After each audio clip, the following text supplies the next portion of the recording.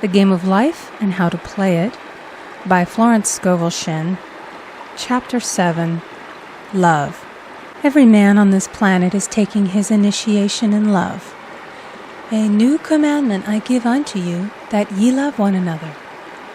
Ouspensky states in Tertium Organum that love is a cosmic phenomenon and opens to man the fourth dimensional world, the world of the wondrous. Real love is selfish and free from fear. It pours itself out upon the object of its affection without demanding any return. Its joy is in the joy of giving. Love is God in manifestation and the strongest magnetic force in the universe. Pure, unselfish love draws to itself its own. It does not need to seek or demand. Scarcely anyone has the faintest conception of real love. Man is selfish, tyrannical, or fearful in his affections, thereby losing the things he loves. Jealousy is the worst enemy of love, for the imagination runs riot, seeing the loved one attracted to another, and invariably these fears objectify if they are not neutralized. For example, a woman came to me in deep distress. The man she loved had left her for another woman and said he never intended to marry her. She was torn with jealousy and resentment and said she hoped he would suffer as he had made her suffer, and added, "How could he leave me when I loved him so much?" I replied, "You are not loving that man, you are hating him," and added, "You can never receive what you have never given. Give a perfect love, and you will receive a perfect love. Perfect yourself on this man. Give him a perfect, unselfish love, demanding nothing in return. Do not criticize or condemn, and bless him wherever he is." She replied, "No, I won't bless him unless I know where he is." "Well," I said, "that is not real love. When you send out real love will return to you, either from this man or his equivalent. For if this man is not the divine selection, you will not want him. As you are one with God, you are one with the love which belongs to you by divine right." Several months passed, and matters remained about the same, but she was working conscientiously within herself. I said, "When you are no longer disturbed by his cruelty, he will cease to be cruel, as you are attracting it through your own emotions." Then I told her of a brotherhood in India who never said good morning to each other. They used these words, "I salute the divinity in you." They saluted the divinity in every man and in the wild animals in the jungle, and they were never harmed, for they saw only God in every living thing. I said, "Salute the divinity in this man and say, 'I see your divine self only. I see you as God sees you, perfect, made in his image and likeness.'" She found she was becoming more poised and gradually losing her resentment. He was a captain, and she always called him the Cap. One day she said suddenly, "God bless the Cap wherever he is." I replied, "Now that is real love, and when you have become a complete circle and are no longer disturbed by the situation, you will have his love or attract its equivalent."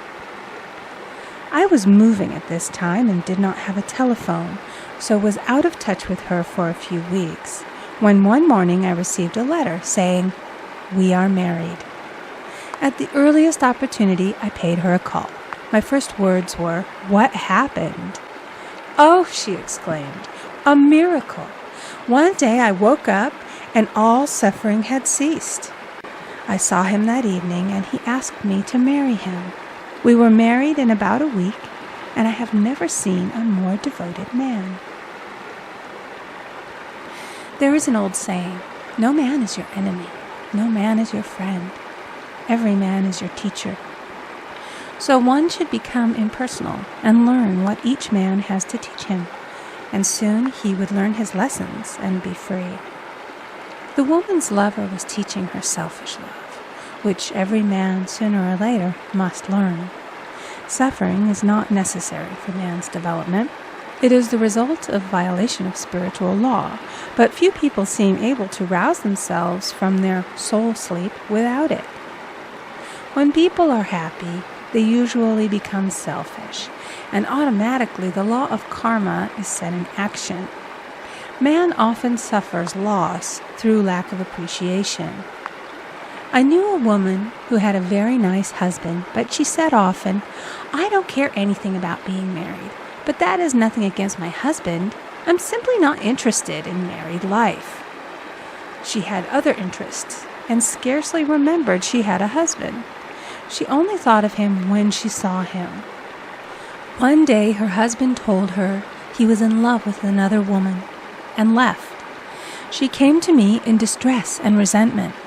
I replied, "It is exactly what you spoke the word for. You said you didn't care anything about being married, so the subconscious worked to get you unmarried."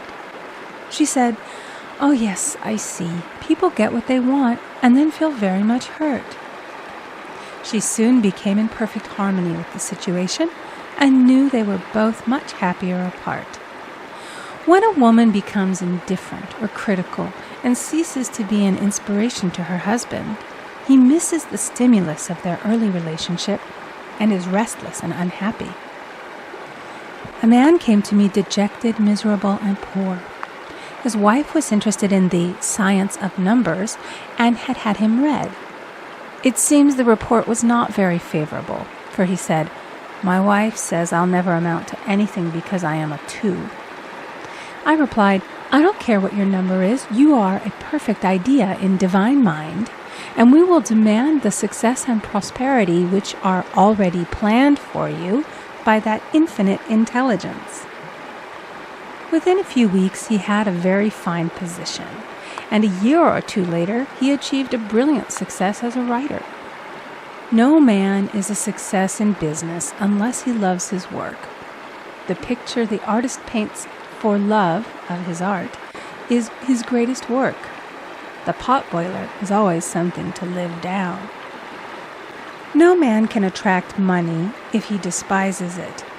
Many people are kept in poverty by saying, "Money means nothing to me. I have a contempt for people who have it." This is the reason so many artists are poor. Their contempt for money separates them from it.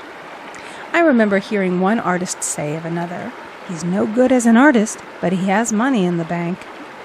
This attitude of mind, of course, separates man from his supply. He must be in harmony with a thing in order to attract it. Money is God in manifestation, as freedom from want and limitation. But it must be always kept in circulation and put to right uses. Hoarding and saving react with grim vengeance. This does not mean that man should not have houses and lots, stocks and bonds, for the barns of the righteous man shall be full. It means that man should not hoard even the principal if an occasion arises when money is necessary. In letting it go out fearlessly and cheerfully, he opens the way for more to come in, for God is man's unfailing and unexhaustible supply. This is the spiritual attitude towards money, and the great bank of the universal never fails. We see an example of hoarding in the film production of Greed. The woman won $5,000 in a lottery, but would not spend it. She hoarded and saved, let her husband suffer and starve, and eventually she scrubbed floors for a living. She loved the money itself and put it above everything, and one night she was murdered and the money taken from her. This is an example of where love of money is the root of all evil. Money in itself is good and beneficial, but used for destructive purposes, hoarded and saved, or considered more important than love, brings disease and disaster, and the loss of the money itself. Follow the path of love. and all things are added. For God is love, and God is supply. Follow the path of selfishness and greed, and the supply vanishes, or man is separated from it. For example, I knew the case of a very rich woman who hoarded her income. She rarely gave anything away, but bought and bought and bought things for herself. She was very fond of necklaces, and a friend once asked her how many she possessed. She replied, 67. She bought them and put them away, carefully wrapped in tissue paper. Had she used the necklaces, it would have been quite legitimate, but she was violating the law of use. Her closets were filled with clothes she never wore and jewels which never saw the light. The old woman's arms were gradually becoming paralyzed from holding on to things, and eventually she was considered incapable of looking after her affairs, and her wealth was handed over to others to manage. So man, in ignorance of the law, brings about his own destruction. All disease, all unhappiness, come from the violation of the law of love. Man's boomerangs of hate, resentment, and criticism come back laden with sickness and sorrow. Love seems almost a lost art, but the man with the knowledge of spiritual law knows it must be regained, for without it he has become as sounding brass and tinkling cymbals. For example, I had a student who came to me month after month to clean her consciousness of resentment. After a while, she arrived at the point where she resented only one woman, but that one woman kept her busy. Little by little, she became poised and harmonious, and one day, all resentment was wiped out. She came in radiant and exclaimed, "You can't understand how I feel. The woman said something to me, and instead of being furious, I was loving and kind. And she apologized and was perfectly lovely to me. No one can understand the marvelous lightness I feel within." Love and goodwill are invaluable in business. For example, a woman came to me complaining of her employer. She said she was cold and critical, and she knew she did not want her in the position. "Well," I replied, "salute the divinity in the woman and send her love." She said, "I can't. She's a marble woman." I answered, "You remember the story of the sculptor who asked for a certain piece of marble? He was asked why he wanted it, and he replied, 'Because there is an angel in the marble.' And out of it he produced a wonderful work of art." She said, "Very well, I'll try it." A week later she came back and said, "I did what you told me, and now the woman is very kind and took me out in her car." People are sometimes filled with remorse for having done someone an unkindness, perhaps years ago. If the wrong cannot be righted, its effect can be neutralized by doing someone a kindness in the present. This one thing I do, forgetting those things which are behind, and reaching forth unto those things which are before. Sorrow, regret, and remorse tear down the cells of the body and poison the atmosphere of the individual. A woman said to me in deep sorrow, "Treat me to be happy and joyous, for my sorrow makes me so irritable with the members of my family that I keep making more karma." I was asked to treat a woman who was mourning for her daughter. I denied all belief in loss and separation and affirmed that God was the woman's joy, love, and peace. The woman gained her poise at once, but sent word by her son not to treat any longer because she was so happy it wasn't respectable. So mortal mind loves to hang on to its griefs and regrets. I knew a woman who went about bragging of her troubles, so of course she always had something to brag about. The old idea was if a woman did not worry about her children, she was not a good mother. Now we know that mother fear is responsible for many of the diseases and accidents which come into the lives of children. For fear pictures vividly the disease or situation feared, and these pictures objectify, if not neutralized.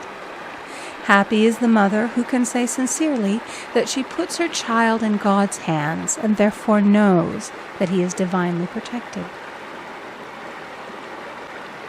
For example, a woman awoke suddenly in the night, feeling her brother was in great danger. Instead of giving in to her fears, she commenced making statements of truth, saying, "Man is a perfect idea in divine mind and is always in his right place. Therefore, my brother is in his right place and is divinely protected." The next day, she found that her brother had been in close proximity to an explosion in a mine, but had miraculously escaped. So man is his brother's keeper in thought, and every man should know that the thing he loves dwells in the secret place of the Most High and abides under the shadow of the Almighty. There shall no evil befall thee, neither shall any plague come nigh thy dwelling. Perfect love casteth out fear. He that feareth is not made perfect in love, and love is the fulfilling of the law. End of chapter 7. Recording by Amy Conger.